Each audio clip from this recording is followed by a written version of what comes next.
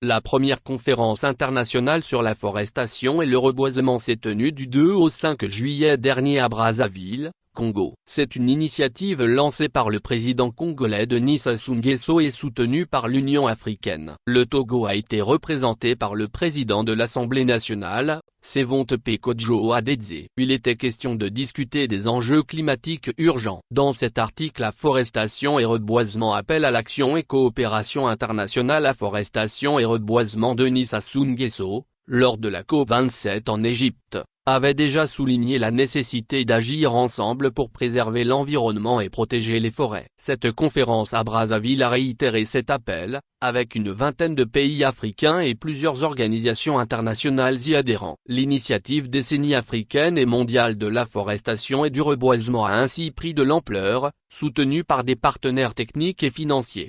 Sévontepe Kodjo-Adedze a présenté les ambitions du Togo, soulignant les actions phares entreprises pour la protection de l'environnement. Le Togo, dans le cadre de sa feuille de route gouvernementale 2025 et de sa politique forestière nationale, vise à étendre sa couverture forestière à 26% du territoire national d'ici 2030. Le pays a également revu à la hausse ses ambitions dans le cadre de ses contributions déterminées au niveau national, CDN, visant une contribution globale de 50,57% d'ici 2030.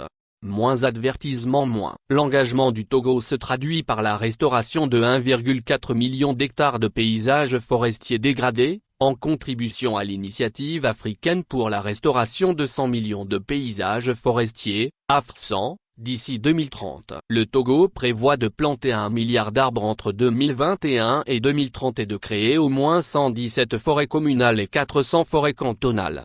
Appel à l'action et coopération internationale. Au-delà des engagements pris, Sévontepe Kodjo-Adedze a insisté sur la nécessité d'une action généralisée et d'une coopération internationale autour de l'initiative de Brazzaville. Il a souligné que cette conférence pourrait marquer un tournant pour l'adoption de mesures politiques, sociales, juridiques et administratives visant à soutenir et promouvoir les actions de reboisement et d'afforestation à l'échelle mondiale.